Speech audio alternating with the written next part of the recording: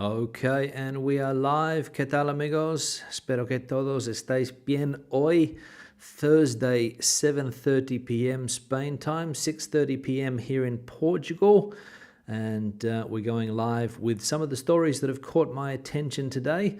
And we'll also have a look at a few comments that were left on last Tuesday's live stream as well. Plenty of chat activity happening already here. We'll go into the chat. Don't forget that you can support the channel by buying a super chat or a super sticker. You've also got some merchandise below as well if you want to support the channel, and I'll have a look at some of the main chat comments as well as we go through the video. So let's have a look at what we've got here. Steve coming in. Steve has a bit of a problem. He says, I can only get chat on mobile and not on YouTube on my TV. Strange, but questioned it. Now, I think, Steve, the problem is that when you watch YouTube on the TV, you don't have the chat option available. You have it on the mobile. You have it on computers, of course, because I have the chat going on my computer here. But I think when it comes to YouTube television on smart TVs, I don't think you have a chat. But again, if I'm wrong, please let me know. Now, let's have a look here. Plenty of people coming in. We've got Sukariva from Albuquerque. Amanda coming in. Hello, Amanda. Andrew. Hello, Amanda. Hello, Andrew. David from Moncofar. Don't know where that is. Rochito from Austin, Texas. Alan coming in again from the UK, I imagine. We've got Libby coming in. And plenty of activity coming in the chat section here. Chrissy coming in from Granada. She says petrol down to 173.9, and there's plenty of milk on the shelves again. Good to see, Chrissy, that petrol prices are coming down, and also milk back on the shelves. As we know, we had a few shortages last week. We've got Tom coming in. Hello all, says Tom. Hello, Tom. Benjamin coming in from Mallorca with Sarah and Ben. Hello, guys. I hope all is well. Tobias coming in from the US of A. And Mark coming in from Ireland. And Angela, Ola Stewart, hope you are enjoying Portugal. Yes, Angela, sorry. Yes, I am enjoying Portugal, Angela. It is a fantastic country to spend a few days and get away from the hustle and bustle of Spain's biggest city, Madrid. Now we'll go straight into the news. The first story today is this one here.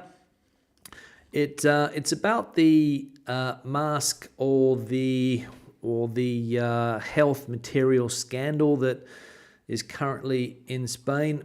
A few people were I don't think they were arrested, but they have been charged by the anti-corruption body for huge commissions. So the story goes on, and we can see here that the judge of this case is also considering charging Luis Medina with embezzlement after he emptied his accounts.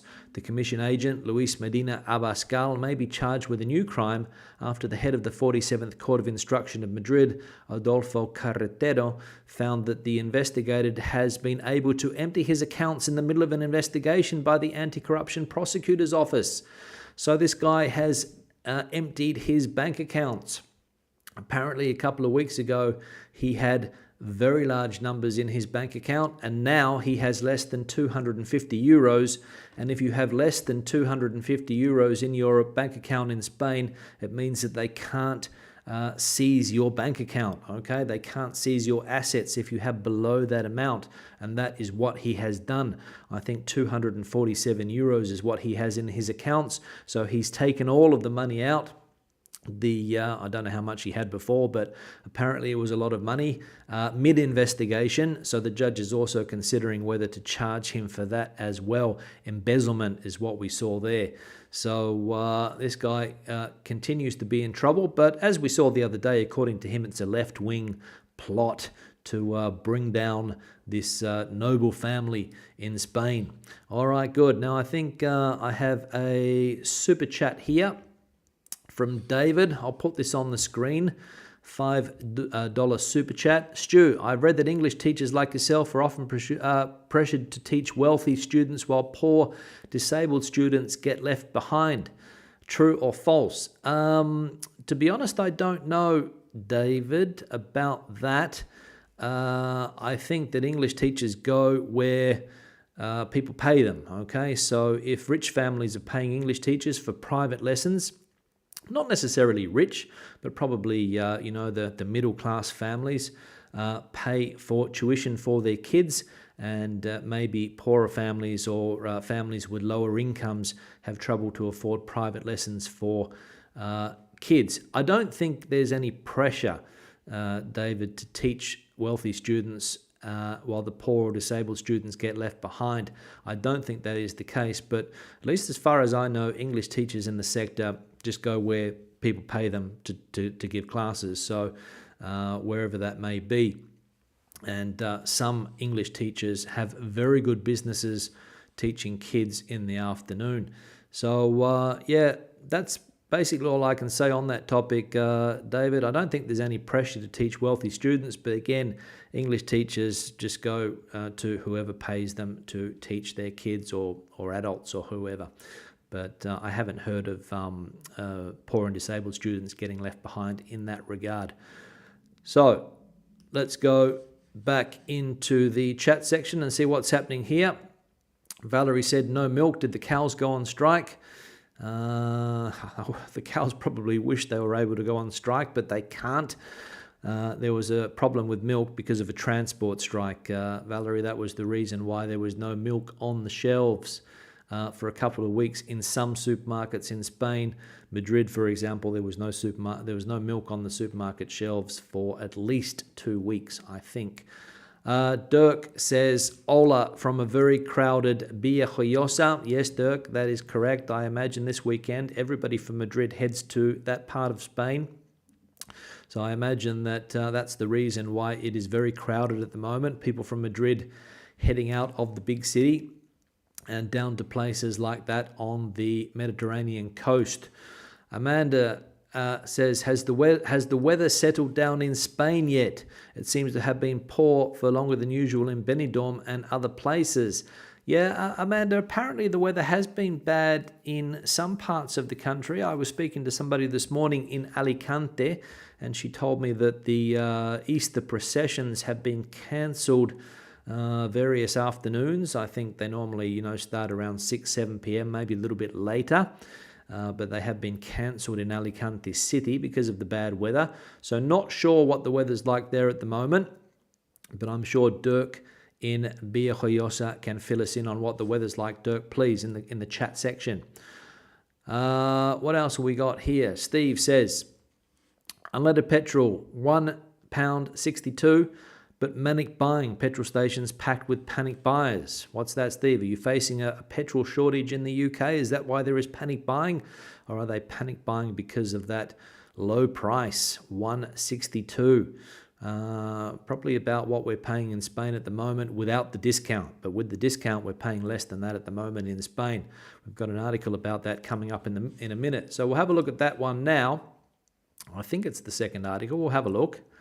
It is, and it says, the fuel price gap between Spain and Portugal soars after Sanchez's bonus. Portuguese are filling their cars up non-stop. The rebate approved by the government on the price of fuel and the discount added to it by the main oil company chains has generated an unusual price gap between the pumps in Spain and those in neighbouring Portugal, according to the latest European Oil Bulletin, which compares the cost of filling up in different European countries. The difference between the price of a litre of petrol in Spain and the same product in Portugal has shot up to 37 cents, while the difference in the case of diesel is 27 cents. So no wonder the Portuguese are crossing the border into Spain and filling up their cars, because one thing that I can tell you is that here in Portugal, some service stations, especially the ones on the motorway, which are normally the most expensive service stations in this country, have unleaded petrol over the €2 mark at the moment. And even the low-cost petrol stations here in Portugal are around the 185, 186, maybe even more for unleaded petrol. So quite expensive. And then, of course, if you compare it with Spain, which has that fuel rebate, as we just saw, 20 cents, and even more discounting from some oil companies, then you can pick up petrol for around the 150 mark in Spain, even less in some places. So no wonder the Portuguese are crossing the border. I've always been amazed at how expensive fuel is in this country. I've never understood it because salaries in Portugal are lower in theory than they are in Spain, and they pay more for things like fuel. Even a bottle of gas is over the 30, I don't even know how much it is at the moment, but the last time I was here in December, I think I paid 32 euros for a 12.5 kilogram litre of 12.5 kilogram bottle of gas, over 32 euros, whereas in Spain that same bottle of gas will cost around 17 or 18 euros. So Portuguese people always getting smacked at the petrol pump, and when it comes to energy prices, especially fuel and things like that. But ironically, electricity seems cheaper in Spain than it is in Portugal, so a bit hard to get my head around that. All right, good. Now let's go back into the chat section here. What else we got going on here? Livy's coming in from Gijón. She says the weather today is fantastic. Normally happens that way, doesn't it, Livy, that the weather in the north of the country is fantastic when the weather in the rest of the country is bad. And then, of course, the opposite happens in summer when it starts to get a little bit rainy in places like Asturias, and the weather in the rest of the country is fantastic. All right, good.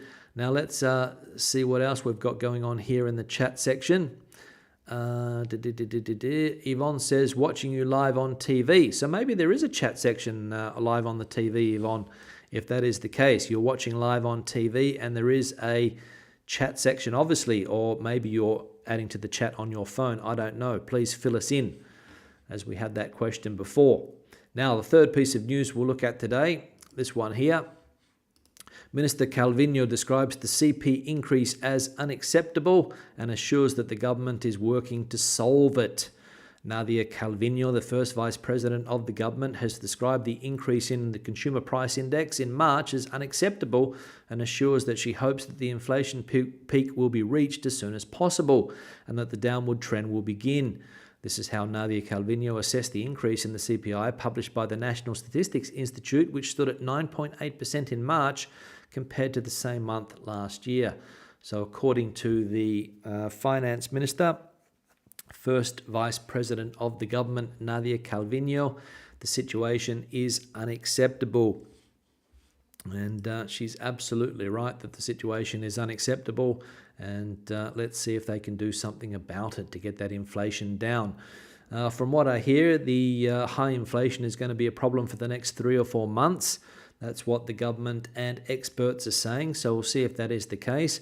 But this rate of inflation at the moment is not sustainable. And of course, as the minister said there, unacceptable. And we're seeing an increase in a lot of supermarket products. I heard that some products have shot up over the 100% mark over the last few weeks as a result of this high inflation. All right, Dirk has got back to us here. Chilly weather, chilly but dry sun. Sorry, I'll read that again for the lack of punctuation. Chilly but dry sun is coming tomorrow. Thanks, Dirk, for that. Sun coming tomorrow in that Alicante region. Very good. All right, good. Now, plenty more chat coming through here. Let's have a look at what we've got. We've got plenty of comments. We've got this one here coming through from Sherbet Dip. Hey, was wondering if Benidorm has opened up more, as I've heard that the shops are all shut and pubs and clubs and supermarkets are shut. Is that true? I don't think it's true, to be honest, Sherbet Dip. I've heard that Benidorm is booming at the moment. Maybe there are some pubs that are shut. Maybe there are some clubs that are shut also, and maybe there are some supermarkets that have not reopened since the pandemic crisis of 2021 and 2020. But as far as I know, Benidorm, some parts of Benidorm at least, are getting back to their days of glory. And as we saw the other day here in Spain, some tourist areas are back to pre-pandemic 2019 levels. So the Canary Islands, for example, is back to pre-pandemic levels. The Balearic Islands, another place which is back to pre-pandemic levels, and maybe some of those resorts on the Levante coast also getting back to those pre-pandemic levels.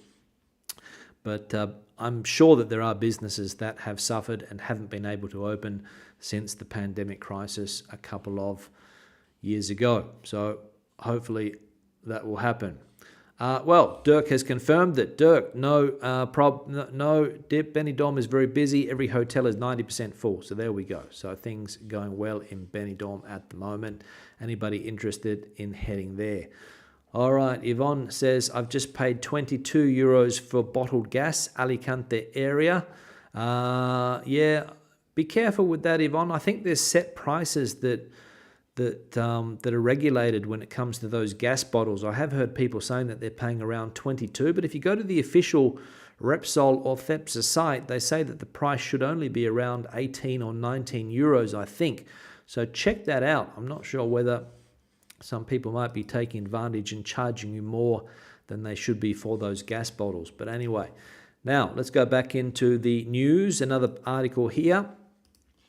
Europe's largest marijuana plantation dismantled in Navarra.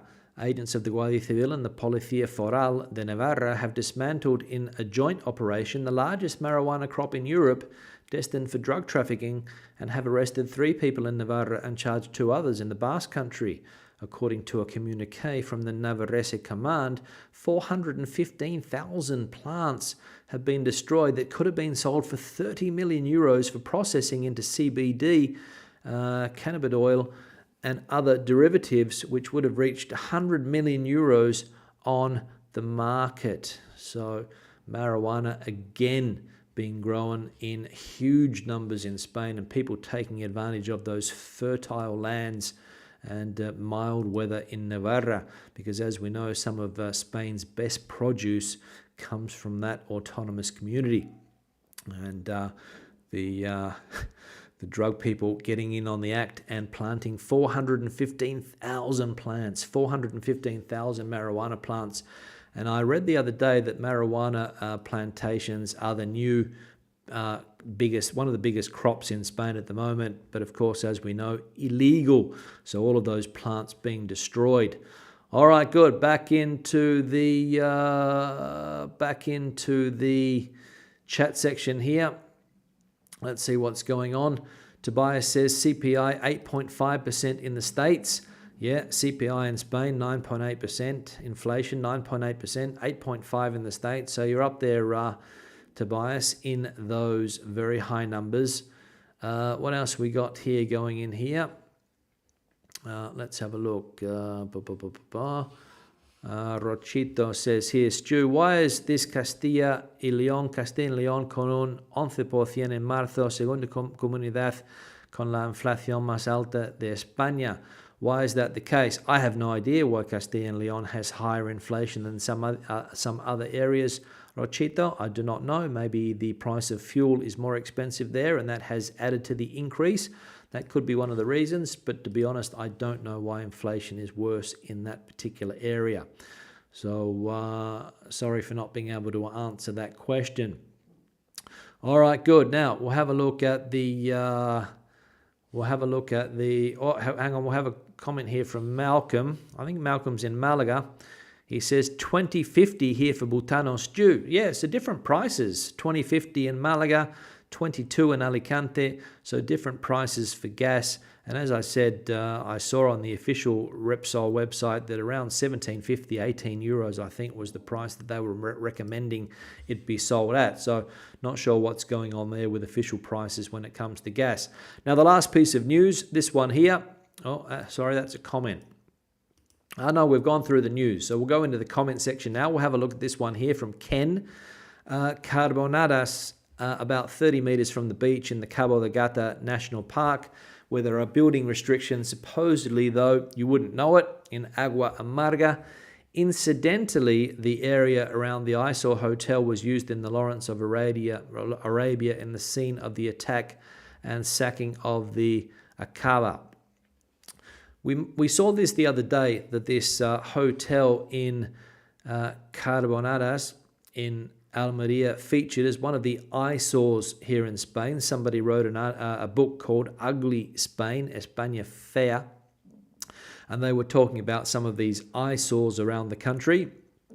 And this hotel here in Almeria, if anybody has been to that area and seen this hotel, which is apparently just sitting there abandoned and not even finished as a construction site, because they didn't have the licenses to build it in the first place. I don't think it was an illegal build. We can see just how close it is to the coast. So that's one of the reasons why they obviously got their license cancelled or didn't get one in the first place.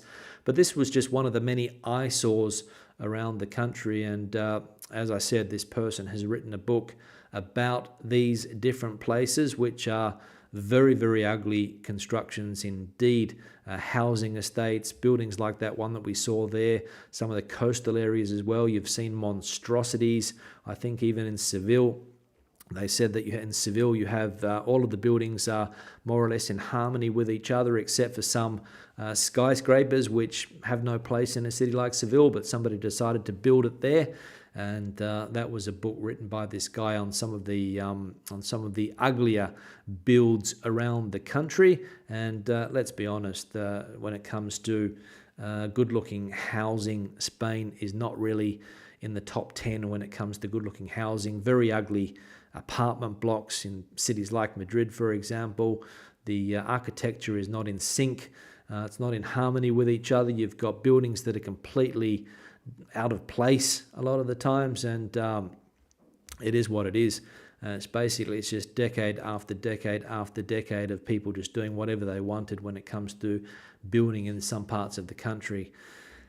And politicians haven't bothered to stop it. So another one of the many problems. All right, good. Let's go back into the comment section.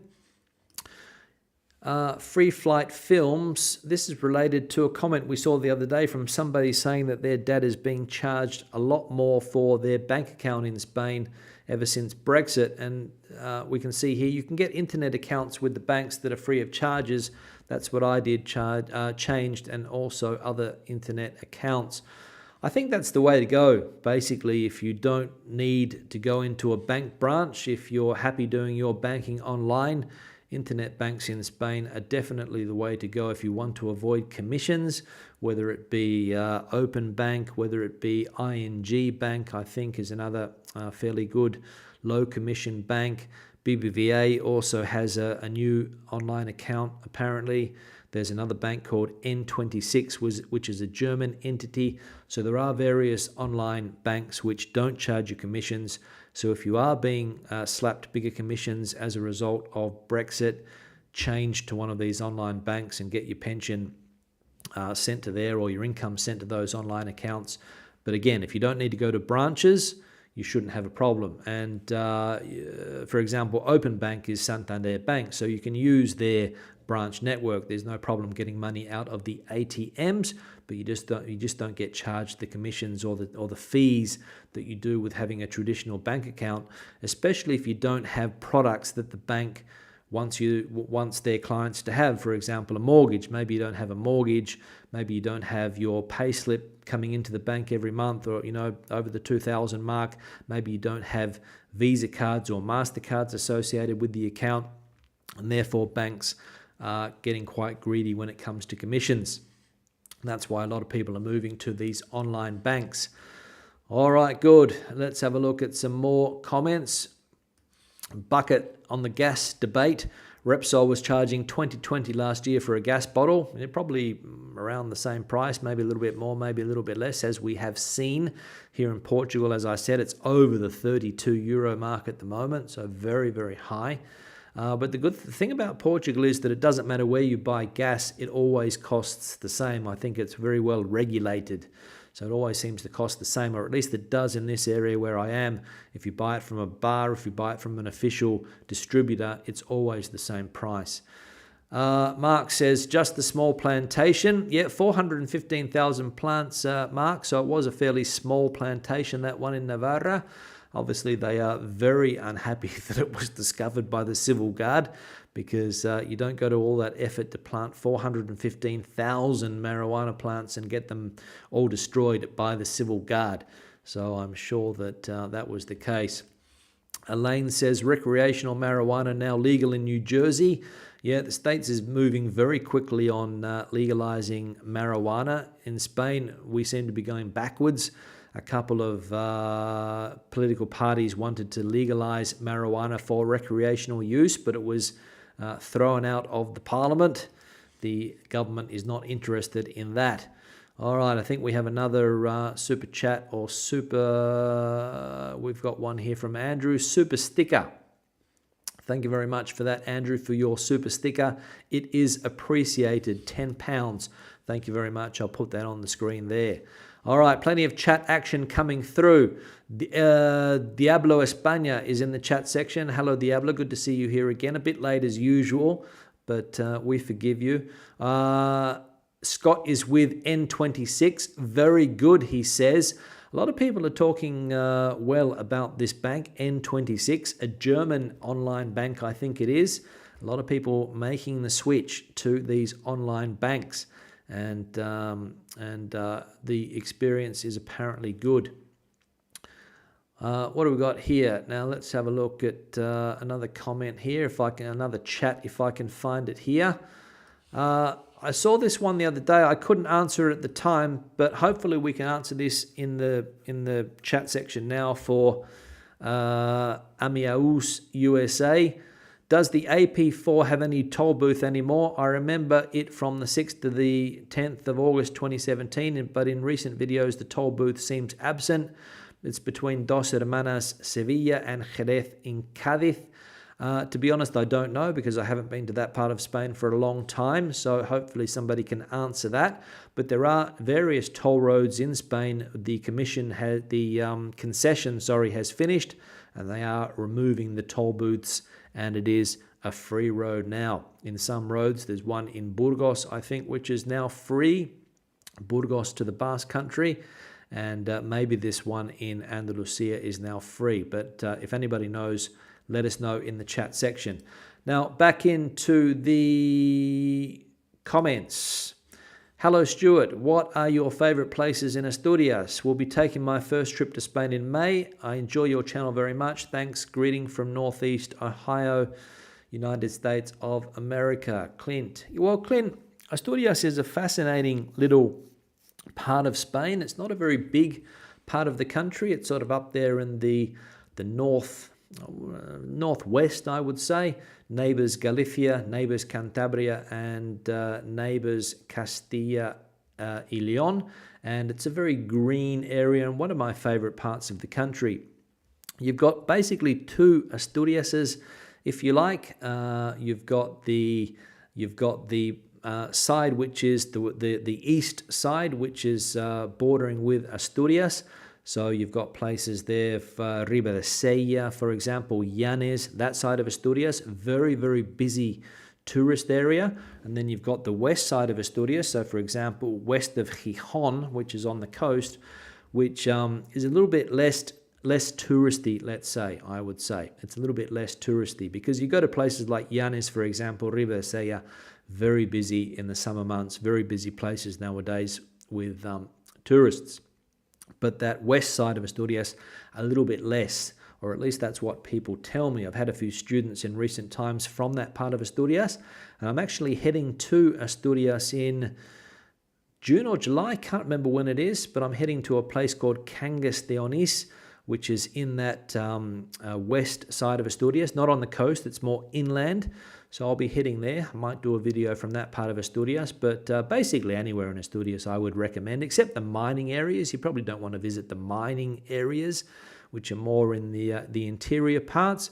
But the cities there, check them out. Oviedo is a nice city. Check that out as well. And then drive along the coastal area of Asturias and also into the mountains, into, I can't remember the name of the place, but in the Picos de Europa, I think it is. They have also some very nice places in Asturias. So a little bit of everything in the Principado, I think, of Asturias. A little bit for everybody there.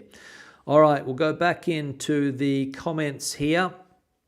One here from Doug. Hi, Stu, about Spain property. If you look online, there seems to be loads of properties for sale, but apparently this is not true. Very few actual and very expensive. Yeah, Doug, I think that's a problem at the moment. Everywhere there's more more demand than there is supply, and that's what is forcing prices up. It's the case here in Portugal as well. I was speaking to a lady who works in real estate here in Portugal, and she said that there's just not enough properties for the demand. And that's why the prices in this part of Portugal are increasing. And I imagine that's what's also happening in Spain and some of those more popular areas where prices are going up. I think, I can't remember the exact figures, but we saw they are going up quite a lot at the moment. And basically, people are trying to get their hands on property. Everybody's saying it's because people saved during the pandemic. They didn't spend their money on other things, and they've got money now to invest in property. And the demand is huge and the supply is limited, hence the increase in prices. And as I said, in this area here in Portugal, very, very buoyant market at the moment as well. But yeah, it is what it is. So that's the problem that we have. All right, now, back into the chat section. Lots of activity happening in the chat section here. It's almost impossible for me to go through. Paul says N26 is no longer available to residents of the UK. Monzo is worth a look. I think the person in question, his father's a resident here in Spain, so he shouldn't have any trouble getting N26, Paul, I don't think.